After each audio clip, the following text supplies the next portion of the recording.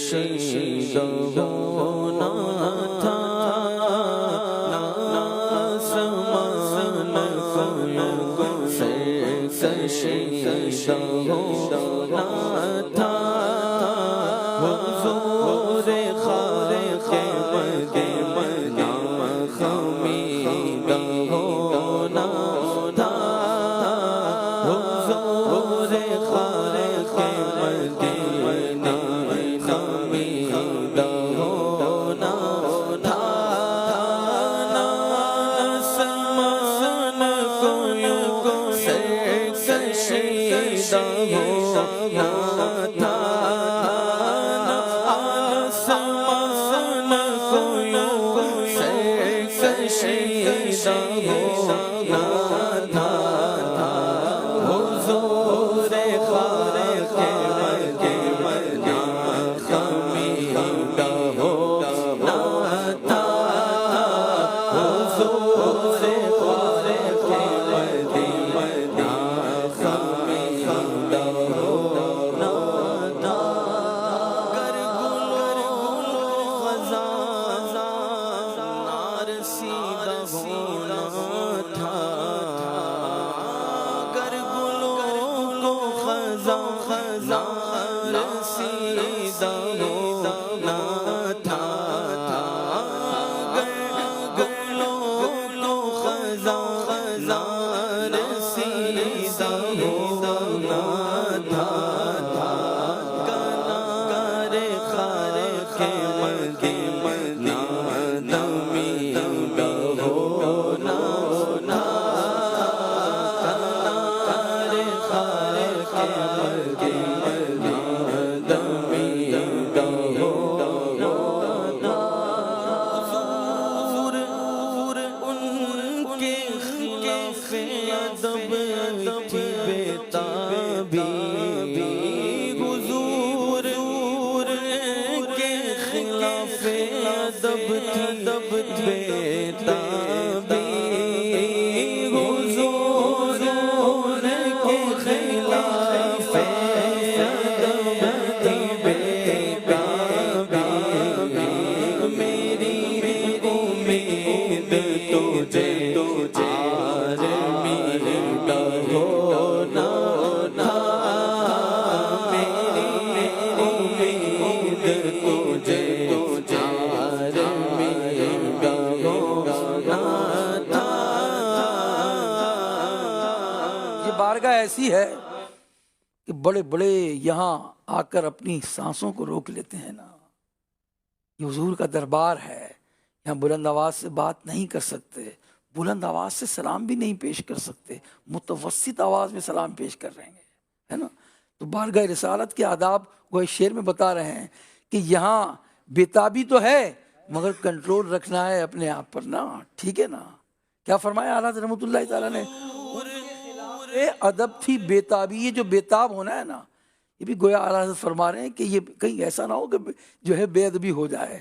تو حضور ان کے خلاف ادب تھی بےتابی، میری امید تجھے آرمیدہ ہونا تھا، میری امید اتنا ابھی بےتاب نہ ہو، تم امیدیں ہیں، آرزویں ہیں، مگر دیکھیں بارگاہ رسالت بھی ہے، اسی طرف اشارہ ہو رہا ہے، آداب سکھائے جا رہے ہیں کہ حضور کے دربار میں کیسے حاضر ہونا ہے، اگر امیدیں اور آرزو ہیں مگر اپنے آپ کو کنٹرول میں رکھنا ہے۔ کیا کہتے ہیں، حضور ان کے خلاف ادب تھی بےتابی، حضور ان کے خلاف ادب تھی بےتابی، میری امید تجھے آرمیدہ ہونا تھا، میری امید تجھے آرمیدہ ہونا تھا، کنارے کے مدینہ میرا رٹے ملتی، کنارے کے مدینہ میرا رٹے ملتی، کنارے کے مدینہ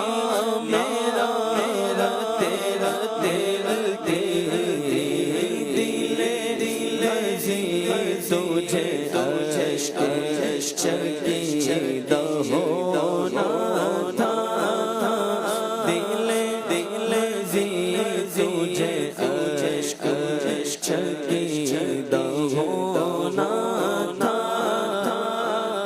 مشکل اشعار ہیں اور الفاظ بھی مشکل ہیں. آرمیدہ ہونا تھا، خمیدہ ہونا تھا، اشک چکیدہ ہونا تھا.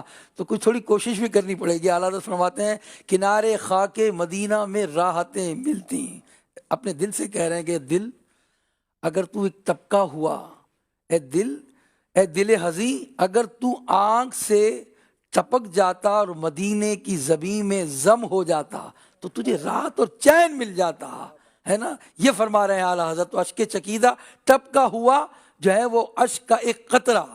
تو کنارے خاک مدینہ میں، کسی مدینہ کے کنارے میں اے دل تو اس آنسوؤں سے ٹپک جاتا تجھے ساری زندگی کی راحتیں مل جاتی. کنارے خاک مدینہ میرا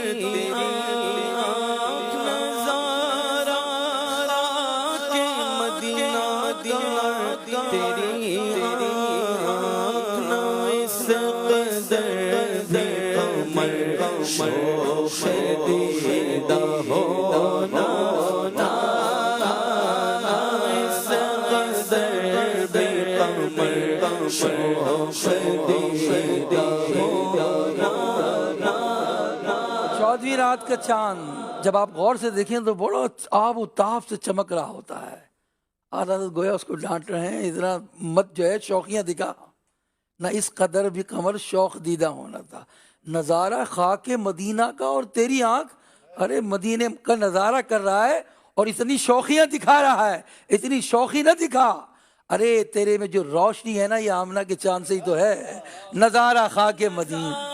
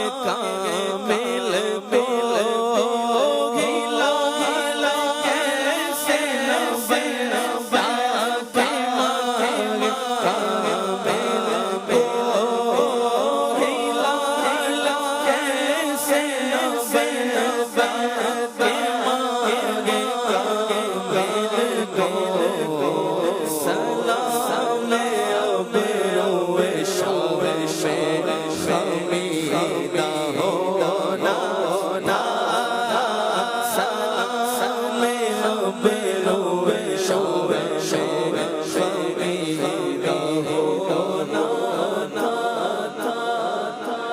کی آب و تاب کا ذکر کیا نا، چمک رہا تھا، ہیں وہ کامل ہو گیا تھا.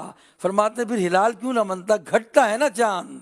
یہ آمنہ کا چاند کی روشنی تو الحمدللہ اللہ کی طرف سے اور اللہ کی عطا سے ساری کائنات کو ملی ہوئی ہے نا. مگر یہ جو چاند ہے نا، اس چاند، یہ چاند کامل بھی ہوتا ہے، پھر گھٹنا بھی شروع ہو جاتا ہے، اس کو گہن بھی لگ جاتا ہے. مگر آمنہ کا چاند کبھی گہتا نہیں ہے، اس کی روشنی کبھی کم نہیں ہوتی. اعلیٰ حضرت یہاں فرما رہے ہیں کہ ہلال کیسے نہ بنتا. ہلال پہلے رات کے چاند کو کہتے ہیں نا، تو وہ کامل ہو گیا پھر گھٹ گیا. کیوں نہ گھٹتا بھائی؟ اس لیے گھٹتا کہ نبی پاک کے ابرو میں، نبی پاک کے دربار میں اس کو حاضر ہونا تھا.